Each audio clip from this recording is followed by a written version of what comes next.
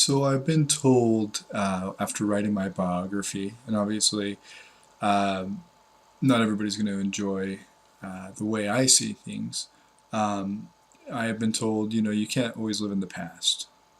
And I understand that sentiment, and living in the past every day is, God, it's got to be tiring and non-productive going backwards all the time. So I agree there, but there's a couple of reasons why I would write a biography and why people wouldn't agree with it. But why I would write it, first of all, I've always, been interested in genealogy, being that my family, for at least 7 generations, have been Mormon on the one side of my family, and they're very into genealogy and living in the past. Um, it's fascinating.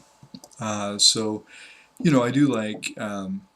Establishing history and figuring things out. Um, and then also, there's a saying that you can't know where you're going unless you know where you've been from. Um, I believe in that saying. And thirdly, and not to get into anything too emotional, but living in a view that other people have proposed of history, of my life personally, that I don't agree with, encouraged me to write a biography.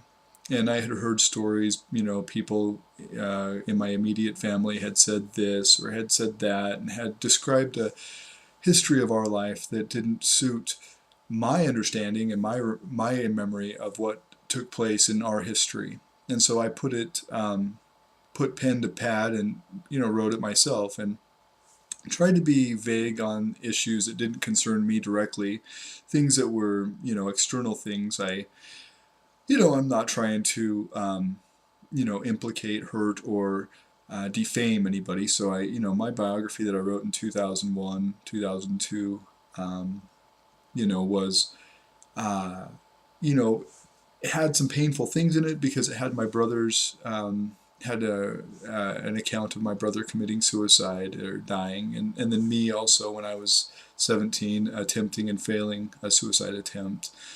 Um, and I was also just trying to make sense of things, so I put it all together. Trying to uh, you know create an outline, a schematic, something I could dissect and put back together, figure out why. And, I talk about prescription drugs in there. My family, especially, given to my siblings and myself, were given strong medications for simple teenage issues, and we were all medicated heavily, which was my ultimate conclusion after, well, it's now 2011, and I let that biography go to family and friends in 2002, and in 9 years I've kind of put it all together. And really, I think after the research I've done and just considerations that I've made, and then of course just 2 years ago I went and got my brother's death certificate. And I was always led to believe, this is another false history that I was always led to believe. It was told by members of my family that my brother's death was an accident. I was always led to believe that, even though I didn't feel like that was the truth in my heart. And I, eventually, after 7 years of his um, departure, requested his death certificate. His death certificate did not say that it was an accident. I was led to believe that, it was just a bad concoction of different medications together in his system, and that stopped his heart and stopped his breathing, and he died. That it wasn't intentional, but that's not what the death certificate said.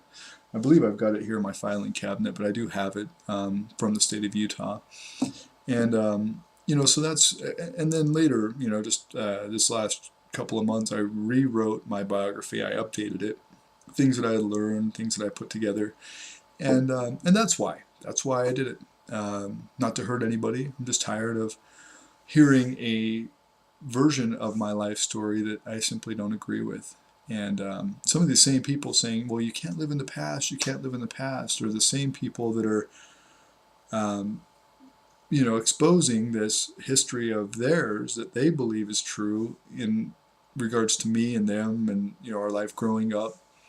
And so, it's interesting that they would say you can't live in the past, you can't live in the past, when they themselves are living in the past. And so, anyway, I've never had anything to hide. That's why I released my biography in 2001 publicly, so I could be held accountable for it. In fact, I lived with my family at the time that I released it, and I had their input, and they didn't agree with everything. They wanted me to remove some things, some incriminating, some things that may be embarrassing anyway. And I did. I complied.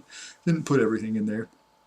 I didn't take everything out that they wanted me to take out, but I didn't include everything, and tried to respect their wishes.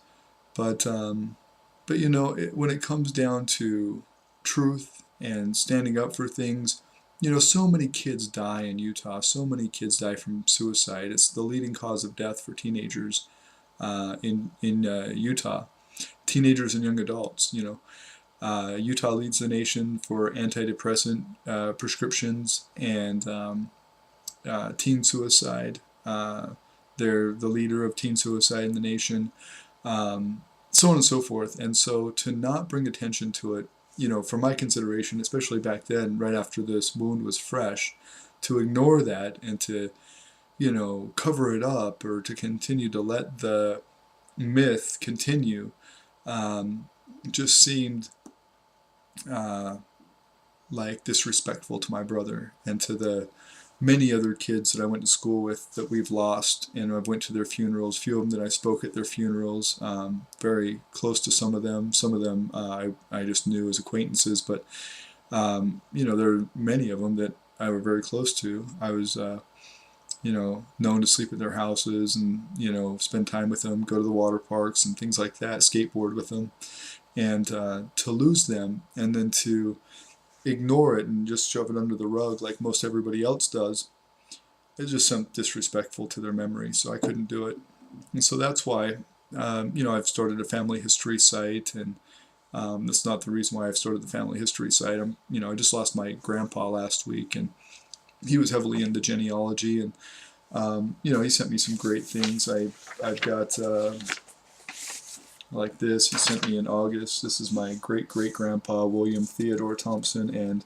great-great-grandmother, Susan Allen Thompson, in 1842. Or no, I'm sorry, this was sometime between 1842 and 1879.